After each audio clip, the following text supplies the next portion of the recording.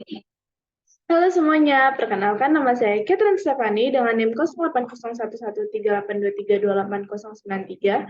Pada kesempatan kali ini saya akan menjelaskan proses pembongkaran PC dan pemasangan kembali PC.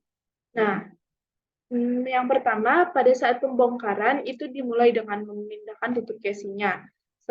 Selanjutnya yang pertama dikeluarkan itu adalah power supply karena power supply itu tuh yang tersambung dengan banyak kabel. Jadi itu yang pertama kali dilepaskan dulu karena itu juga ada di atas. Dengan cara membuka power supply-nya adalah dengan membuka skrup-skrup yang ada di sekelilingnya. Terus habis itu ditahan power supply-nya supaya dia nggak jatuh. Kemudian dicabut kabel-kabel yang nyambung ke power supply tadi. Selanjutnya power supply-nya itu dipindahkan dengan hati-hati dan perhatikan kabel kalau ada kabel-kabel pengunci. Untuk membuka kabel-kabel penguncinya itu adalah dengan cara menekan dan melepasnya seperti biasa.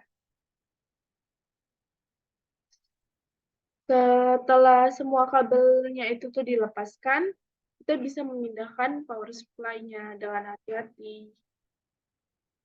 Nah, selanjutnya lepaskan kabel-kabel I/O yang berfungsi untuk menyambungkan beberapa komponen dengan motherboard. Kemudian lepaskan pula baut yang ada di CD-ROM dan keluarkan CD-ROM tersebut. Setelah itu kita bisa melepas hard disk dan yang pertama kali dilakukan adalah melepas skrup yang menahannya supaya hard disk itu tidak jatuh. Jadi kalau kita miringin PC-nya itu hard disknya itu kayak ada di atapnya gitu. Jadi kita harus tahan gini terus kita lepasin supaya dia nggak jatuh dan kena motherboard.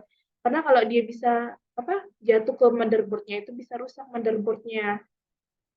Nah, setelah itu kita keluarkan hard disknya itu tuh dari casing dengan hati-hati seperti ini. Ini hard disknya. Setelah dilepas hard disk, kita bisa lanjut dengan melepas RAM atau random access memory. RAM ini tuh bisa dilepas dengan melepas segelnya yang ada di motherboard hingga ada bunyi pop, lalu dilepas dengan hati-hati. RAM ini biasanya bisa diganti atau ditambahkan ya. Nambahan RAM-nya ini juga tuh tergantung slot di motherboard, tapi biasanya ada 3 kalau nggak salah. Selanjutnya, kita mengeluarkan motherboard-nya. Motherboard-nya itu tuh yang pertama kita harus melepas baut-baut yang ada di motherboard.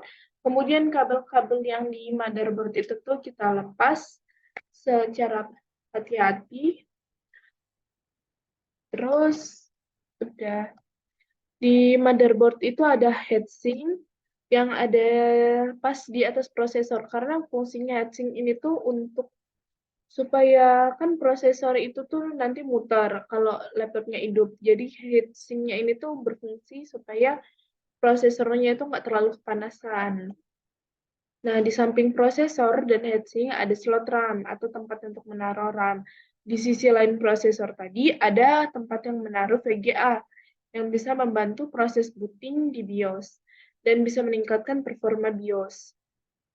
Nah, di sebelah tempat menaruh VGA, ada BIOS yang mengeluarkan power saat proses booting dengan menyalurkan power tadi ke komponen-komponen lain melalui sirkuit-sirkuit yang ada di motherboard.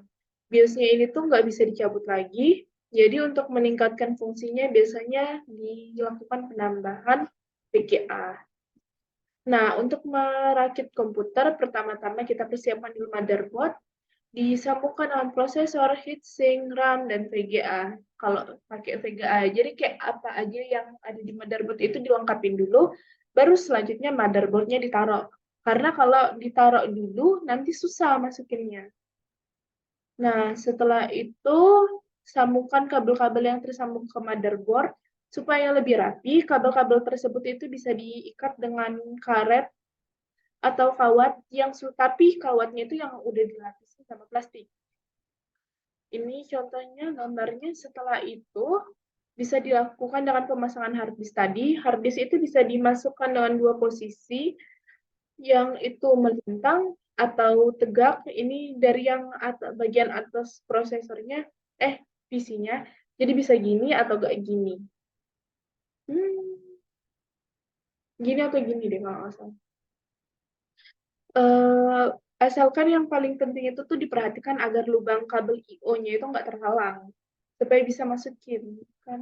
Kemudian hard disk itu akan dipegang sambil memasang baut-bautnya sesuai lubang yang sudah ada, tapi jangan terlalu kencang pemasangan kabelnya itu apa bautnya yang terlalu kencang supaya bisa digeser lagi hard disknya kalau posisinya salah.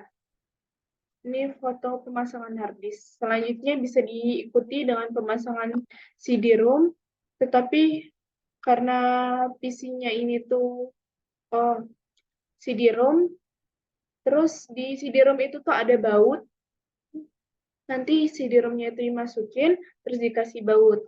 Nah, pemasangannya ini tuh harus memperhatikan lubang-lubang yang di depan PC-nya itu. Makanya biasanya CD-ROM-nya ini tuh udah sekaligus sama PC-nya dibeli karena harus pas. Dan perhatikan supaya lubangnya itu nggak ketutup supaya nanti nggak ada masalah pas naruh CD-nya. Setelahnya masukkan lagi power supply sesuai posisinya, pasang lagi kabel-kabelnya, dan pasang baut-bautnya. Setelah itu kabel-kabel dari power supply ke komponen-komponen yang tadi. Terus pemasangan kabel-kabel ini tuh bebas sebenarnya, nggak harus berurutan. Dan kabel-kabel ini biasanya udah dilengkapi dengan pengaman yang bisa dibuka dan ditekan di bagian kabelnya. Kabel yang digunakan untuk hard disk biasanya kabel yang memiliki dua cabang agar memungkinkan penambahan hard disk atau SSD.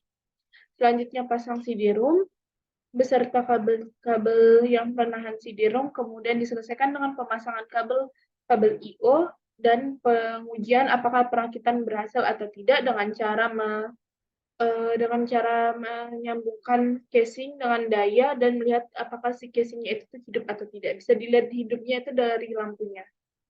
Sekian dari saya. Mohon maaf kalau ada kurang atau salahnya. Terima kasih.